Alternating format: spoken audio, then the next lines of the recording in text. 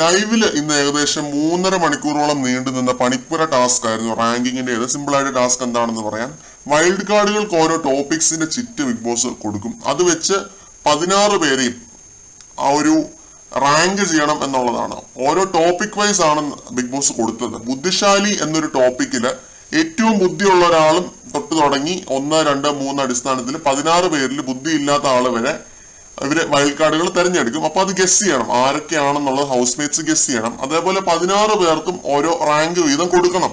ഈ ഒരു ഓരോ കാറ്റഗറിയിൽ കൊടുക്കണം ഓരോ റാങ്കിങ്. പിന്നെ അടുത്ത ചിറ്റ് ഈ ഒരു റിബൽ എന്നുള്ള ഒരു ഇതായിരുന്നു. ഈ രീതിയിൽ 5 റൗണ്ടുകൾ ഉണ്ടായിരുന്നു. 3 റൗണ്ടുകൾ വൈൽഡ് കാർഡ്സ് ആണ് ജയിച്ചത്. ബാക്കി 2 റൗണ്ടുകളിൽ പണി കിട്ടിയത് മസ്താനിക്കും അതേപോലെ പ്രവീണിനുമാണ്.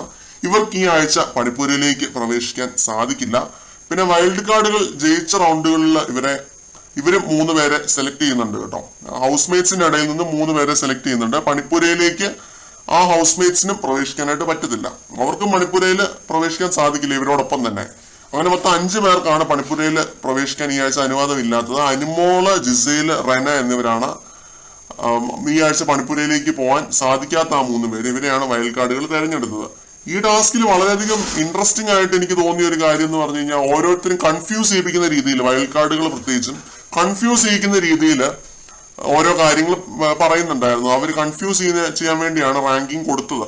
അപ്പൊ അങ്ങനെ അവർക്ക് കണ്ടുപിടിക്കാൻ പറ്റുന്നുണ്ടായിരുന്നില്ല ഹൗസ് മേറ്റ്സിന് അധികം. അപ്പൊ അങ്ങനെയാണ് ഇവർ ജയിച്ചത്, വൈൽഡ് കാർഡുകൾ ഈ ഒരു ടാസ്ക് ജയിച്ചത്.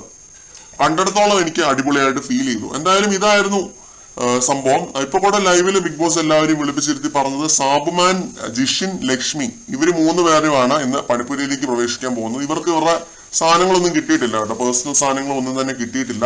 അതിനുവേണ്ടിയാണ് ഇവര് പണിപ്പുരയിലേക്ക് ഇന്ന് പ്രവേശിക്കാനായിട്ട് പോകുന്നത്. കൂടുതൽ അപ്ഡേറ്റ്സുമായിട്ട് നമുക്ക് വീണ്ടും കാണാം.